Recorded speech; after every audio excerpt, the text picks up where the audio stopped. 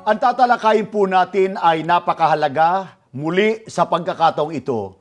Ito po ay may kaugnayan sa isa po sa mga paboritong talata ng mga nagtuturo at mga naniniwalang di umano ay tunay na Diyos daw ang ating Panginoong Hesukristo.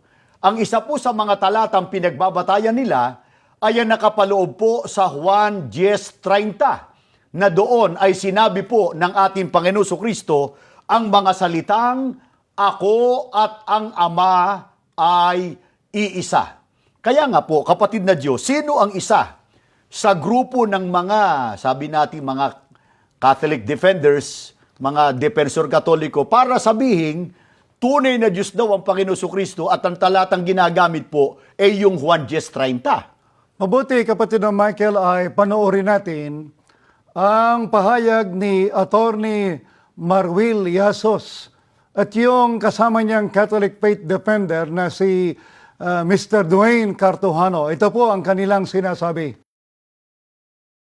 Isa po sa pagka-Diyos talaga. Kasi po ang sabi po ng Panginoong Hesukristo doon sa John chapter 10 verse 30 ay I and the Father are one, or ako at ang Ama ay iisa. Na madalas pong minamali po ng ating mga kaibayo sa pananampalataya, katulad na lamang po ng mga kapatid natin sa Iglesia ni Cristo. Madalas po ay sinasabi nilang hindi po ito nagkakaisa sa pagka-Diyos, kundi ay iisa lamang po sa layunin. So meron po silang ginagamit na dalawang versions, no? Yung isa ay English version na nakasulat na I and the Father are united. At saka yung kay Lamsa, no? Pero kung titingnan po natin sa original text sa Greek, ay ganito po ang ating mababasa sa John 10:30 ng Greek po. Ego kai ho pater hen ismen. Mababasa po natin dito, binabanggit dito ay yung hen na Greek na neuter po. At ang katumbas po niyan sa Hebrew ay va'ani veha'av echad. Na ibig sabihin po ng echad ay iisa. Yun pong, kung susundin po natin yung ginagamit nilang mga translations, kadagaya po ng isang English translation na ginamit nitong si Ginoong Bentilasyon para ipagtanggol na united daw, nagkakaisa daw sa layunin, ay mali pong salin yon. Sapagkat kung titingnan po natin, yung united po ay hindi echad, kundi po meokad. Yan ang pahayag po, kapatid na Diyos, ng Catholic Defenders. At nais po natin ipapansin yung huling bahagi at binabanatan kayo in particular sapagkat ang sabi nila, kung susundin po natin yung ginagamit nilang mga translations, kadagaya po ng isang English translation na ginamit nitong si Ginoong Bentilasyon para ipagtanggol na united daw, nagkakaisa daw sa layunin, ay mali pong salin yon. Sapagkat kung titingnan po natin, yung united po ay hindi echad, kundi po meokad. kapatid na Diyos, bukod po dito sa grupo ng mga Catholic Defenders na ito, sino pa po ang naninindigan na parehong Diyos daw po ang Ama at ang ating Panginoon Hesukristo? Alam mo, kapatid na Michael, si Ginoong Eliseo Soriano ay ganyan din ang kanyang paniniwala. Kaya pakinggan natin siya dito sa kanyang YouTube video. Naintindihan naman yung ibig sabihin ni Kristo nung sabihin niya, ako at ang Ama ay iisa. Dumampot ng bato mga Hudyo. Ano? Ba't niyo ako binabato? Maray kong ginawang mabuti, ba't niyo ako binabato? Hindi dahil sa mabuting gawa ka namin binabato. Kaya ka namin binabato, namumusong ka. Dahil ikaw ay tao, nagpapakunwari kang Diyos. Naintindihan ng mga Hudyo ang mensahe ng salita niya, ako at ang Ama iisa, ibig sabihin, pareho silang Diyos. Pareho silang Diyos.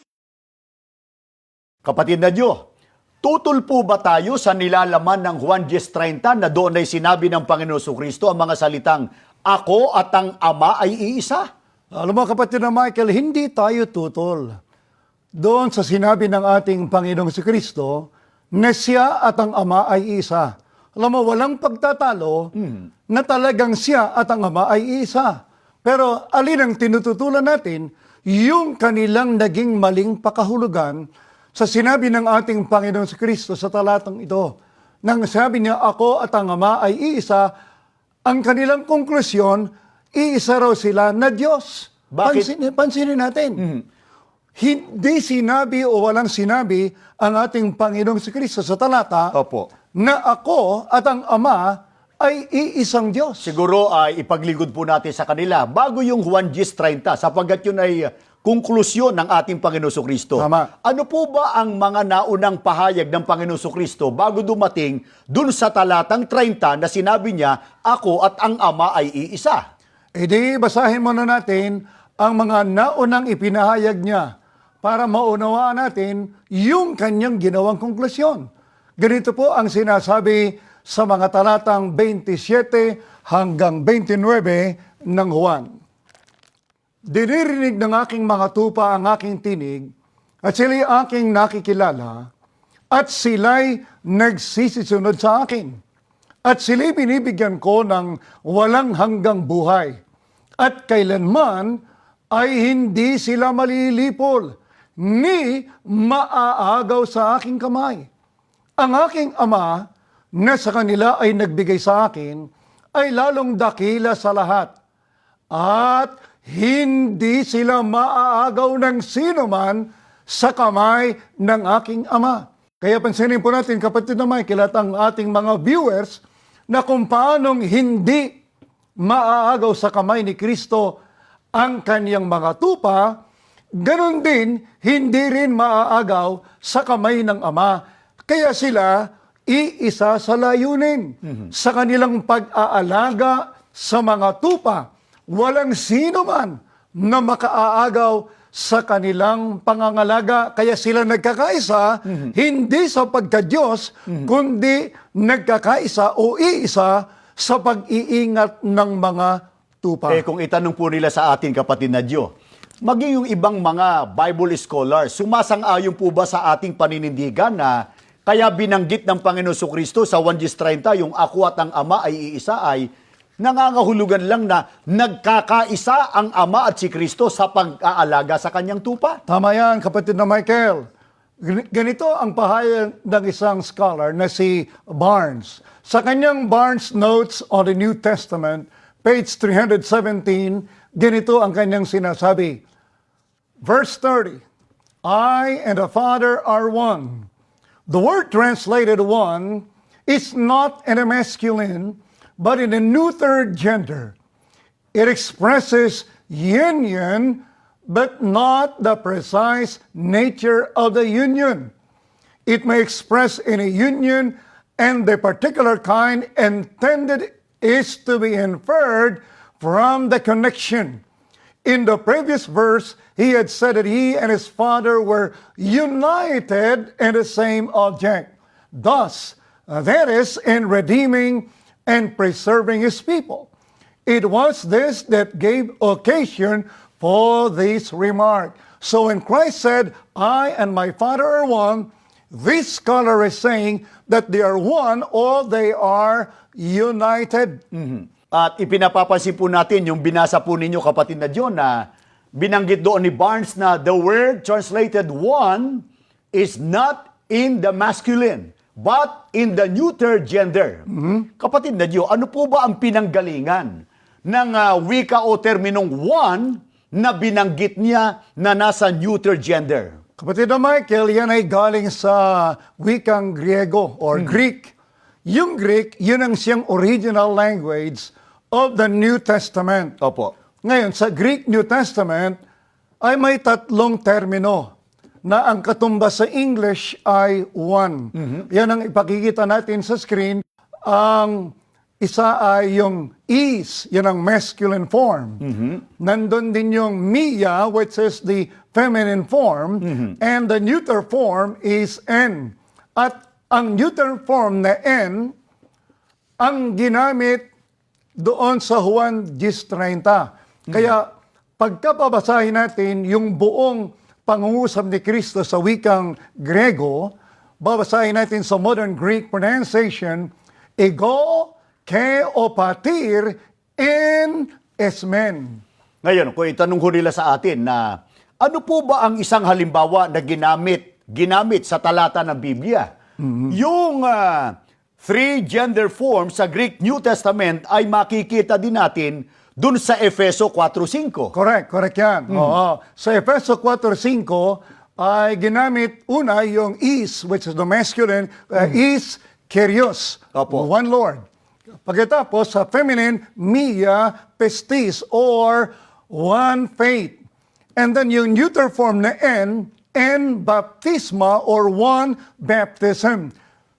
Kaya tatlong forms sa Greek, isa lang sa English. Opo. One. Kaya mga kaibigan, tatandaan po natin, sa English, one Lord, one faith, one baptism, three Greek terms, one English translation, all the Greek forms were translated as one in English. Eh kung itanong ho nila sa ating ganito, kapatid na Diyo, Yes. bakit po ang neuter form na N ang ginamit at hindi ang masculine form na is, samantalang ang gender ng Ama at ng ating Panginoon Kristo ay masculine? Tama yun. Oo. Both the Father and the Son are masculine, ang kanilang gender. Pero bakit ginamit yung neuter? Ang sasagot diyan, kapatid na Michael, yung isang Bible scholar na si Carson. Ganito ang kanyang sinasabi. The word for one is the neuter N or hen doon sa katawagin nila Erasmian pronunciation. Kasi itong mga scholars na ito, Erasmian ang kanilang pronunciation, kaya ang basa nila hen. Yung is, ang basa nila his. Kaya ang sabi diyan, the word for one is neuter hen, not the masculine his. Jesus and his Father are not one person as the masculine would suggest. Rather, Jesus and his Father are perfectly one in action in what they do. Kaya ginamit yung neuter form, hindi para ipakita na sila ay iisa lang na persona o tao, kundi para ipakita na sila ay nagkakaisa sa kanilang aksyon, dun sa kanilang ginagawa. Kaya neuter form ang ginamit. Kaya nga po, ano po ang lalabas o lilitaw pagka tinanggap natin ang Panginoon Kristo ay tunay na Diyos, sapagkat sinabi niya na ako at ang Ama ay iisa. Alam mo kapatid na Michael, lilitaw na pati ang mga ibinigay ng Diyos kay Kristo ay mga Diyos din. Bakit? Dahil sa kaisa rin sila ng Diyos at ni Kristo. Meron hubang talata tayong mababasa sa Biblia na ginamit yung Greek word na "en" na ang pagkakagamit ay tumutukoy sa pagkakaisa? Meron kapatid na Michael, yung nasa Juan 17:21. Basahin natin sa English, ano? Ang sabi rito, that all of them may be one Father, just as you are in me and I am in you. May they also be in us, so that the world may believe that you have sent me. I have given them the glory that you gave me, that they may be one as we are one, I in them, and you in me. May they be brought to complete unity, to let the world know that you sent me and have loved them even as you have loved me. We can notice in the prayer of Christ, mapapansin natin yung kapatid na Michael, ang sabi niya, that they may be one as we are one. Alin ba yung oneness na binibigyan ng emphasis ni Kristo sa kanyang panalangin? That He and the Father are just one God? No. He emphasized in the succeeding verse, verse 23, may they be brought to complete unity. So it is their unity, yung kanilang pagkakaisa, it is their unity that Christ was praying for when He said that they may be one as we are one. So if we are going to accept that Christ and our Lord God are one God, because Christ said, I and my Father are one, And the Christians are one with God and Christ, so it means it would appear that the Christians too are gods like the Father and the So, Son. balikan po natin, kapatid na Joe. Let's go back to the claim of Dwayne's statement. He said, So meron po silang ginagamit na dalawang versions, no? Yung isa ay English version na nakasulat na I and the Father are united. At saka yung kay Lamsa, no?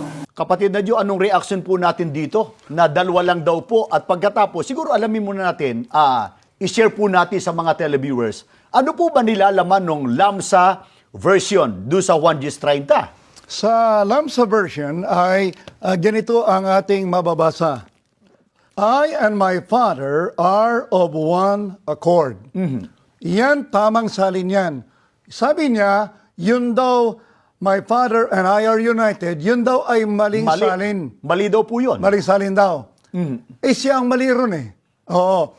Una, kalabanin niya itong mga nagsalin na ito. Mga nagsuri po yan, mga Bible scholars. Yes, nag-aral ng Greek yan. Opo. Eh, hindi lang natin alam kung ito ay marunong ng Greek o nagmamarunong lang. Baka po katulad nung si Ingkong, ayaw natin diretso niya. Teka muna, meron po ba tayong ibang salin ng Biblia na mapatutunayan talagang yung 1:30 ay tumutukoy sa pagkakaisa ng Ama at ng ating Panginoon Kristo?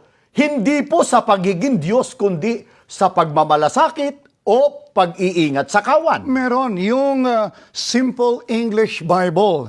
Ganito ang ating mababasa sa Juan 10:30. My Father and I are united. Doon naman sa International English Bible, ang sabi, My Father and I are united. At itong bagong salin na kung tawagin ay Contemporary English Version, ang pagkakasalin ay, and I am one with the Father. Kaya, so looking back to John 17:21, when Christ prayed that they may be one, the Greek term used was en, or hen in the Erastian pronunciation, just like in John 10:30, to show the attribute of the believers and not there being one in nature or state of being. Brother Michael? But other televiewers might ask this, that do other commentators agree with the Church of Christ's position in this verse that the Father and the Son are united in taking care of the sheep? Definitely, Brother Michael. This is the testimony of W. Frank Scott in his book, The Preacher's Homiletic Commentary on the Gospel According to John. I quote, the sublime utterance, I and my Father are one, dispels every fear. Believers are equally in the care of Christ and the Father. There is unity of will. But, Brother Joe, do other Bible commentators also agree with our position? Yes, get another scholar by the name of Barnes. Another New Testament scholar, he understands the verse to mean that Jesus and the Father are united in redeeming and preserving the people. In his book, Christ and the Father are two separate beings, which we already mentioned a while ago. Kaya dadagan pa po natin ng patotoo sa Biblia, kapatid na Joe. Ano pa po ang matitibay na patotoo na ang ating Panginoon Kristo at ang ating Panginoon Diyos, ang Ama, sila po ay two separate beings. Well, we would like you to notice Christ's statements in John 8:16. He said, yet even if I do judge, my judgment is true. My decision is right. For I am not alone in making it, but there are two of us, I and the Father who sent me. Take note that Christ said, I am not alone. There are two of us. Therefore, the Father and the Son are two different, distinct, or separate beings. And how about our Lord Jesus Christ? How did He introduce our Lord God the Father? Well, in John 8:42, Jesus said to them, if God were your Father, you would love me, for I came from God, and I am here. I have not come on my own, but He sent me. Christ said, I came from God. He has an origin. He likewise emphasized in this verse that God sent Him. Sinugo siya ng Diyos, kapatid na Michael. Opo, iba po yung nagsugo, iba yung isinugo. And how about, this is a very important question, Brother Joe, for the sake of our televiewers who are very eager to know the truth. Yes. Are our Lord Jesus Christ and the Father equal in power? Is the power of the Son equal to that of the Father? No. The proof, Christ's answer is written in John chapter 14, verse 28. He said, "You heard me say, I am going away and I'm coming back to you. If you love me, you would be glad that I am going to the Father, for the Father is greater than I." Notice in this verse, our Lord Jesus Christ admitted that the Father is greater than him. Therefore, they are not equal in power. The Father is greater than the Son. And how did our Lord Jesus Christ, Brother Joe, prove the superiority of the Father? Well, let's listen to his declaration in Matthew 24:36. He said, "No one knows, however, when that day and hour will come, neither the angels in heaven nor the Son, the Father alone knows." So our Lord Jesus Christ declared that he, the Son, does not know the day and the hour of his second coming.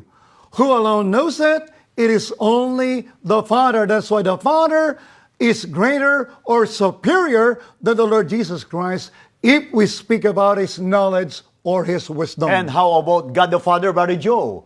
Did he know or does he know all things? Definitely. The Bible declares that God is omniscient or he knows all things, like what is written in 1 John chapter 3, verse 20. It says, if our heart condemns us, God is greater than our heart and knows all things. So when the Bible says God knows all things, and Christ's statement in Matthew 24:36 says that he does not know the day and the hour of his coming, Matthew 24:36 dismisses as false the claim, like the Cartuhano and Liasos, Yes. that Christ is as the same with God, or they are just one God. So, Brother Joe and our televiewers, it is clear, therefore, that the Father and Christ are one, not in being God, but in the purpose of preserving the sheep, according to John chapter 10, verses 28 or 28 to 30. And aside from the Father and the Son, who else are one or united in purpose, Brother Joe? Apostle Paul testified in 1 Corinthians 3:8. He said, "Now he who plants and he who waters are one, and each one will receive his own reward according to his own labor." We notice that in this verse there were two subjects of the sentence. Yes. One, he who plants, and the other one is he who waters. Although they are two different individuals, Paul said that they are one. He said in 1 Corinthians 3:6, "I planted the seed, Apollos watered the plant, but it was God who made the plant grow." So Paul clarified in verse 6 that he was the one who planted and Apollos was the one who watered. And Brother Joe, when Apostle Paul said that they were one, was he telling that Paul and Apollos were just one person? No. What he means is that they are united. As we could notice in the NIV translation, it says the man who plants and the man who waters have one purpose, and each one will be rewarded according to his own labor. So it says there in the New Living Translation, the one who plants and the one who waters work as a team with the same purpose. So Saints Paul and Apollos, Brother Michael, are ministers of the gospel. They are one, or they have one purpose, which is to preach the gospel for man to believe. So as we go back to the Greek text of 1 Corinthians 3:8, we could see that the Greek term there, translated as one in some English translations, is the Greek neuter "and," which shows oneness in purpose. And for the sake of our Filipino televiewers, I will say this as a conclusion, Brother Joe. Kaya hindi po natin mapagbabatayan, mga kaibigan at mga mahal namin sumusubaybay, ang 1:30 para sabihing di umano ay tunay na Diyos ang ating Panginoon Kristo nang ipahayag niyang ako at ang Ama ay iisa. Kaya yan yung ipinahayag para po ipakita na nagkakaisa ang ating Panginoon Kristo at ang Ama sa pag-aalaga at pagmamalasakit sa tupa o mga kaanib sa tunay na iglesia. So our Lord Jesus Christ's pronouncement in this verse should not be construed or as supporting that alleged or the alleged oneness in deity of the Father and of our Lord Jesus Christ. Christ does not claim to be God in John chapter 10 verse 30. That's correct. Kaya ang masasabi namin sa lahat po ng aming mga sumusubaybay, maaari po kayong magtungo sa pinakamalapit na gusaling sambahan ng Iglesia ni Cristo para doon ay maaari po kayong patuloy na magsuri sa mga aral po ng Biblia na aming tinitindigan sapagkat ang katotohanan po, tandaan natin, ang mag-aakay sa atin sa tamang daan ng paglilingkod sa Panginoon Diyos at sa ating Panginoong Hesukristo.